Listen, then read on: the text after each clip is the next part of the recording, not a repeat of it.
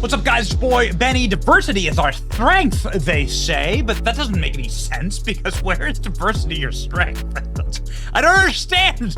What do you mean? Would diversity be your strength in your marriage? If your wife spoke a different language, is that your strength? Would that be a healthy marriage if you couldn't communicate together? I mean, like, what about you having the capacity to work inside of like a cohesive unit? Like, let's say in a warfighting arena or inside of like the military. I don't know. Is diversity your strength then?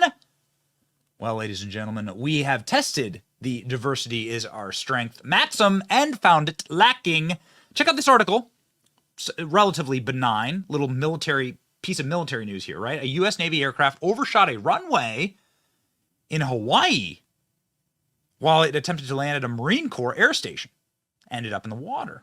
Oh no, military aircraft in the water? That looks expensive. 9 people were on board. There were no injuries. This seems strange. We can't even, the plane's floating there. We can't even land our own planes on our own bases.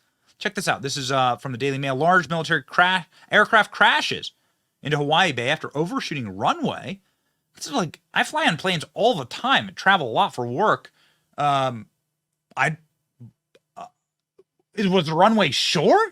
Like, I don't understand. What happened here? Oh, baby. Wait till you hear. A huge military intelligence aircraft overshot a runway in Hawaii and crashed in the ocean. A U.S. Navy P-8A plane missed its mark while trying to land on a base, U.S. Marine base 10 miles away from Honolulu. 9 people were forced to swim ashore after smashing into the sea. They were all unharmed. I mean, I guess that's good. But this isn't a humiliation. This is an embarrassment, right? We're supposed to be able to fight wars. We can't even land our own planes on our own runways. So what exactly was happening here, right? Here's the base off the coast of Oahu. There were probably a combination of these factors all together. The pilot probably didn't put the plane down exactly where he wanted it to be on the runway. Peter Foreman told local news. But you see, there's a problem there in that the pilot wasn't he at all. This was the crew of that plane. Here is the diversity is our strength visualized moment right here for your United States Air Corps. An all-woman flight crew flying this plane, which is a very sophisticated submarine hunter. In fact, this is one of the most sophisticated and rare planes in the entire United States Air Force. They're very expensive. They're very valuable. And it's very bad that we crashed one. It's humiliating, but also these are in great demand. Like, you need these. You need to be able to go hunt submarines and figure out where submarines are, especially in the Indo-Pacific, obviously. And so it's a very, very sad and bad thing that this plane crashed. Its crew was entirely intersectional and feminist, presumably. U.S. Navy P-8A Poseidon plane overshot runway landing in the bay in Hawaii. The incident happens at 2 p.m. Hawaii time. Oh, okay, so in the middle of the day. This is used to hunt for submarines, reconnaissance, intelligence gathering. There's the footage. Here's the footage of the actual plane. There you go. And here is the all-female flight crew. Check out the diverse girl bosses who overshot the runway and crashed a P-8A Poseidon aircraft in the sea. The military is really stacking up the L's this week. Look at this. I spoke with a member of the military on this topic who, knows this base very well, was stationed at this base. And this member of the military said that this runway is massive. It is overly long. It is bigger than most of the runways in the military. And that not being capable of landing a massive, sophisticated, intelligent aircraft on the runway is an embarrassment, a comical embarrassment at that. Speaking of somebody who was able to land on an Air Force runway, crash land, well, your commander-in-chief. Remember. Oh, yeah. And he's down. Down goes Frazier. Down goes Frazier. There he goes. Oh my God. Listen, these women were just following the good example of their commander-in-chief. Come on, baby. This is the way. Is it the way? Tell you what, the entire military is crash landing. It is a total embarrassment. I'm certainly not saying that, like, I don't know, right? Like, I would like to know more. I've set up a bunch of alerts to follow this story.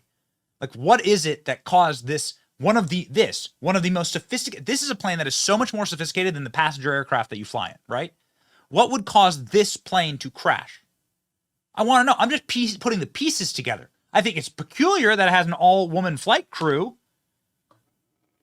Diverse girl bosses, intersectional feminists. Looks like a Marvel. I mean, this looks like the Marvels, right? There you go. Like, wasn't Captain Marvel an Air Force pilot, right?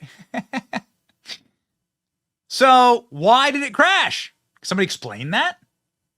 Shortly after the Navy Poseidon overshot the runway and landed in the bay, everyone survived. I pointed out that the crew was diverse. For that, I got a scathing community note saying that it wasn't true. The Navy is very proud of the fact that its fleet features the most diverse crews in the military aviation. First Lieutenant Haley Harms, a Marine spokesperson, confirmed that the crew was both diverse and alive. Because the MSN isn't reporting the identity of the crew, and the community notes community decided that my comment was wrong, annoying, and false. So this is the crew. The crew photo is just one that Navy distributed to show how diverse the crews are. They did not share the one from the crew that went for a swim. Important to note. Pentagon asked for $1.1 million to spend on diversity, equity, and inclusion accessibility in 2024. So, interesting to me that the Navy is promoting these images to show how diverse their Poseidon crews are, but also important to note that we do not have confirmation that this was the exact crew that crashed the plane. But we also don't know that it wasn't. I mean, this is their promotional material, and this is a photo that was from the base in Hawaii. So, connect the dots, right? Nonetheless, is diversity your strength? Doesn't this prove the point? It does prove the point, and it's getting a little terrifying, quite frankly, because the enemy understands that there are, of course, cracks in the facade when it comes to this type of thing. Check this out. This is a recruitment over the last 2 years for the United States Army, focused on diversity. How'd that go? Oh, well. Let's have a look. This is the story of a soldier who operates your nation's Patriot missile defense systems. Gotcha. See ya, Gaza. Boom. It begins in California, with a little girl raised by two moms.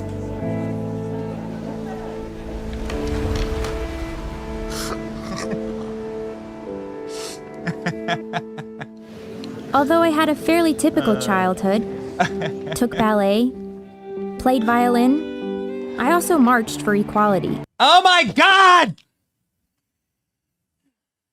We're gonna lose a major war, aren't we? We're gonna lose a major war to China, Russia.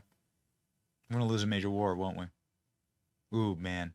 What's interesting is that since China and Russia are saber rattling and World War III seems around the corner, the military ads have kind of changed their vibe. They kind of look like this now. Oh, good. Straight white guys in a plane. Okay, now that we're ready to go to war with Russia, it's back to army advertisements with straight white guys. There you go. That's great. Oh, what happens? Oh, man. They land and have a great time. Ooh, oh, boy. Be all you can be. There we go. Back into it. What's the point? Is the point that no one, like, that only white dudes should be in the military? No, that is not the point. The point is that you should focus on military cohesion and the cohesive nature of a functional group that doesn't crash planes or lose $7 billion worth of equipment in Afghanistan or lose wars. The point should be that you have a military that works together and not apart. You should focus on the things that bind us together and not the things that tear us apart. They focus too much on the individual and not on the cohesive unit, and that's why these ridiculous stories. Funny how they drop all of that when they have no one signing up anymore for the military. All of these stories focus on the identity politics of the individual and not the greater overall mission. And that's a killer, ladies and gentlemen. Especially for a nation, for a business, for a hot dog stand, for a family, and yes, for our military. And we want to keep our military safe. So that's why we speak out against these kind of things. Stop crashing planes.